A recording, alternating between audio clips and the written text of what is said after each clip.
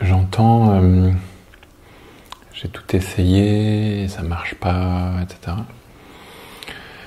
Et j'aurais envie de te demander si tu te regardes il y a 5 ans ou il y a 10 ans, juste de prendre un instant pour regarder toi il y a 5 ans ou il y a 10 ans. Ou même il y a 6 mois. Est-ce que tu es la même personne ? Voilà, juste de regarder ça et de peut-être déjà reconnaître le chemin que tu as parcouru. Ok, c'est pas à la hauteur de ce que tu attends. Ben, on va regarder la question des attentes. Mais peut-être de t'honorer pour le chemin déjà parcouru. Je suis sûr que tu n'es pas la même personne aujourd'hui que tu étais il y a 5 ans ou 10 ans, évidemment. Et même il y a 6 mois. Ou même il y a 15 jours.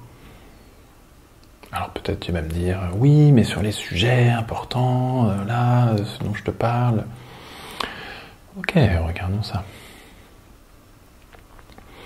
Déjà, de ne pas croire que tu n'as pas de sol.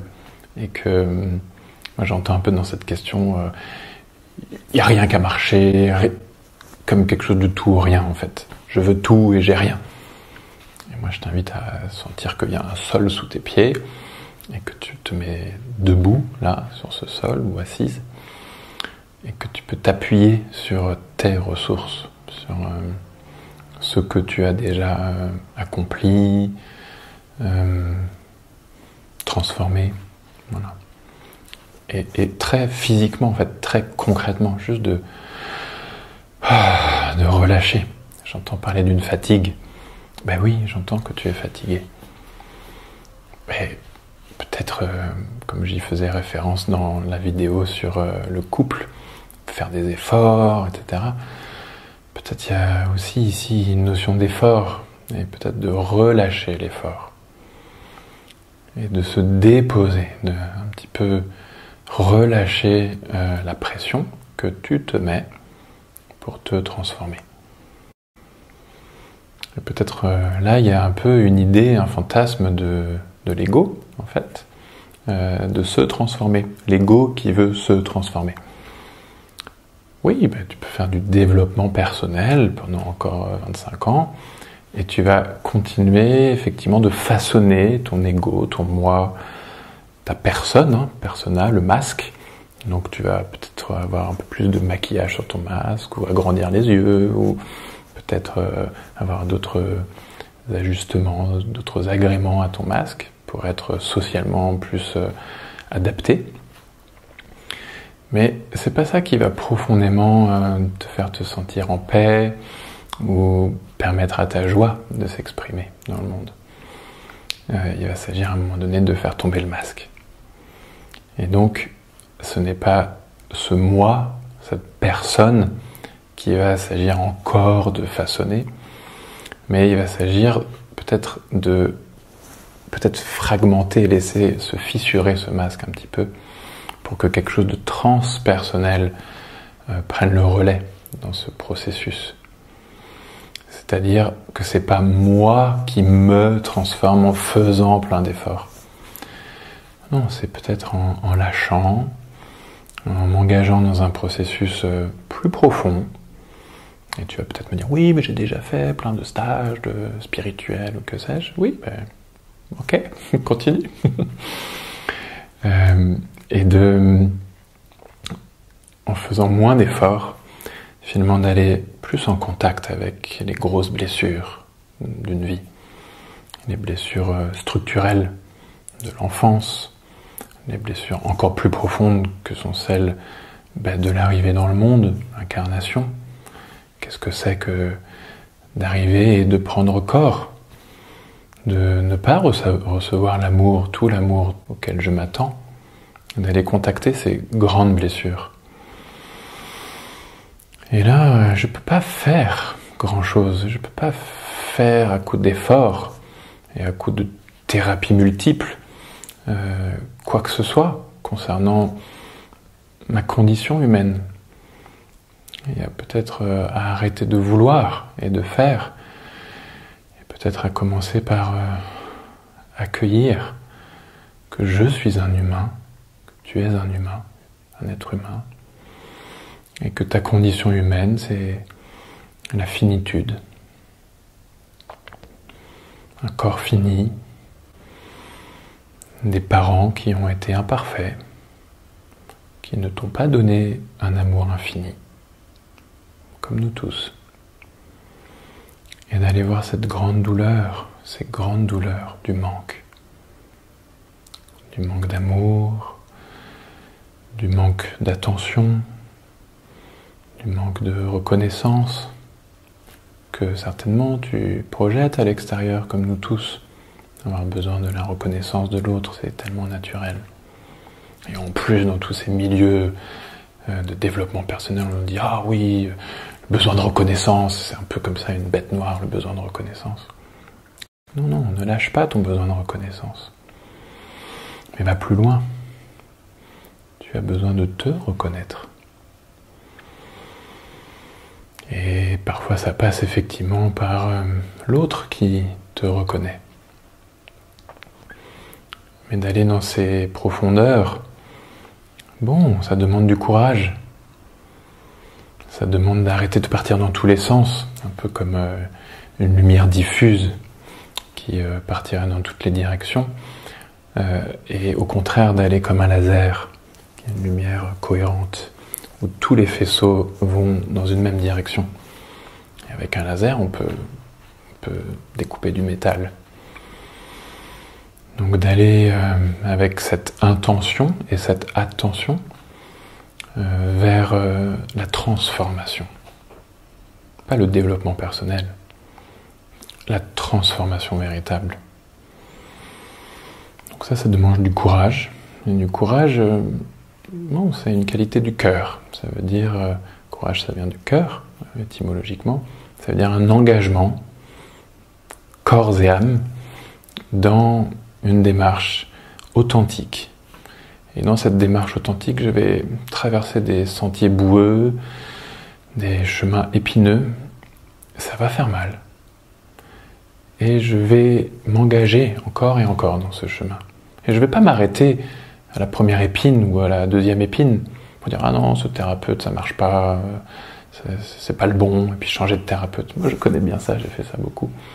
Non, de s'engager dans le lien, de s'engager dans une relation avec un accompagnant. On a souvent besoin d'un accompagnant sur le chemin, quelqu'un qui lui-même a parcouru un bout de chemin.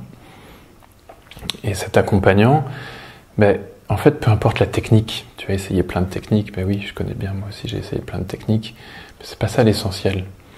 L'essentiel, c'est l'engagement dans une voie, qui est en fait l'engagement dans sa voie, sa propre voie. Et l'engagement dans sa voie, ça demande souvent un guide, et c'est le lien au guide qui est important. Et dans cette relation au thérapeute, peu importe sa pratique, et si il y a quelqu'un qui peut m'accompagner à cet endroit, ça va être justement le lien qui se tisse avec lui. Le lien de sécurité, le lien de confiance, le lien d'amour qui va faire que je vais pouvoir petit à petit déconstruire, déposer mes armes, laisser mon costume, celui que je présente au monde, et qui fait que je suis jamais satisfait, puisque je présente au monde quelqu'un qui n'est pas moi. Comment je pourrais me sentir aimé si celui que je présente au monde n'est pas moi? Non, il va s'agir de défaire, de déposer le costume, et de me laisser être vu, moi, vraiment. Et là, c'est assez inconfortable, parce que c'est là où il y a les grandes blessures qui ressortent. La peur de l'abandon, la peur d'être rejeté par l'autre. Même si je sais que le thérapeute ne va pas me juger, mais bien sûr j'ai quand même peur d'être jugé. J'ai peur d'être trahi peut-être si je dévoile quelque chose. Je vais avoir honte, je vais peut-être avoir peur d'être humilié. Donc c'est vraiment rentrer en contact avec ces grandes blessures. Et quand le cadre thérapeutique, le cadre de la relation thérapeutique est suffisamment bien structuré, avec quelqu'un qui est suffisamment assis dans sa vie, dans sa verticalité, dans son intégrité, alors je vais pouvoir déposer ces costumes, ces masques, et puis finalement voir que je suis accueilli tel que je suis, aimé tel que je suis. Et là, je vais commencer à m'engager vraiment dans la transformation. Parce que ce n'est plus le moi qui est présenté au monde, qui est accueilli, c'est vraiment qui je suis. Et c'est parce que ce qui je suis est pour la première fois accueilli, parce que j'ai passé ma vie en fait à justement protéger qui je suis, parce que ça faisait trop mal en fait. Et si là j'accepte de prendre le risque d'ouvrir cette blessure, d'ouvrir ces blessures, d'accepter d'être vu ici avec ma peur d'être abandonné, avec ma peur d'être rejeté ou d'être humilié. Si à cet endroit-là, je fais confiance non plus à moi et mes mécanismes de défense, je fais confiance au lien, à quelque chose qui me dépasse en fait, quelque chose de transpersonnel, qui en fait traverse ma personne et qui se vit dans la relation à l'autre. Alors quelque chose de plus grand passe à travers. Peut-être ça passe à travers l'autre et ça me rejoint, mais ça vient de peut-être bien au-delà de l'autre. C'est pas tant cette personne, ce thérapeute qui m'accueille, qui m'aime. C'est la vie, en fait, qui m'accueille tel que je suis, à travers l'autre. Et là, je vais réaliser que, en fait, qui je suis, exactement tel que je suis, sans me barder de costumes et de masques et de mécanismes de défense et de modes relationnels compliqués que j'ai dû mettre en place pour survivre. Et il ne s'agit pas de se jeter la pierre pour ça. Non, mais sans tout ça, en fait, je suis accueilli vraiment. Voire même, et ça je vais m'en apercevoir dans ma vie de tous les jours, quand je laisse s'exprimer qui je suis vraiment, dans ma vulnérabilité, alors c'est vraiment là qu'on m'aime vraiment tel que je suis. Je vais m'apercevoir que, en fait, je suis accueilli, que je suis le bienvenu tel que je suis. Et là, c'est une révolution. Mais au sens étymologique du mot révolution, c'est un retournement véritable. En me retournant vers l'intérieur et en laissant l'être que je suis s'exprimer, alors je suis vraiment vu. Et éventuellement, je suis vraiment accueilli et aimé tel que je suis. Et là, c'est la grande révolution. J'ai plus à faire d'efforts, justement. J'ai plus à faire quoi que ce soit. J'ai juste à être tel que je suis. Et prendre soin de moi. Et prendre soin, ça veut dire aussi mettre des limites, ça veut dire s'affirmer. Ça ne demande pas d'effort, en fait. Ça demande juste de se respecter et de laisser venir ce qui vient naturellement. Et alors là, c'est vraiment un processus de transformation, qui est en fait un processus de révélation de qui je suis. En fait, la transformation, c'est comme un processus alchimique où la lumière, en fait, émerge de la matière, de mon corps matériel. En fait, quelque chose va se mettre à briller, en fait, à travers moi. Quelque chose de pétillant qui va toucher les autres aussi. En étant tel que je suis, authentique, je vais toucher, en fait, les autres.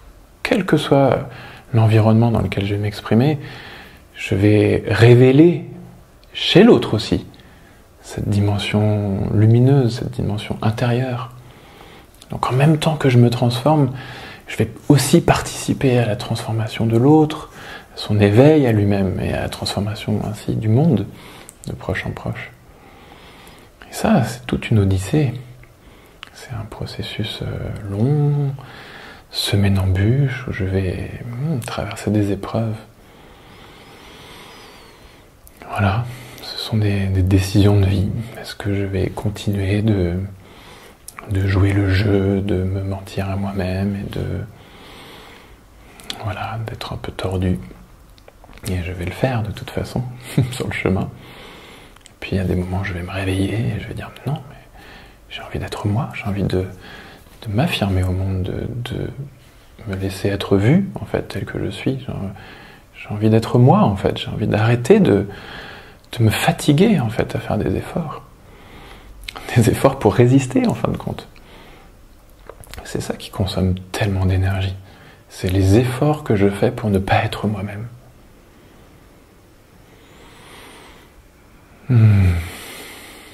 Comme tous les efforts que j'ai fait moi, Nicolas, pour ne pas faire ces vidéos par peur de me montrer devant vous. Donc voilà, faites comme moi, mettez-vous à nu. Le jeu envoie la chandelle.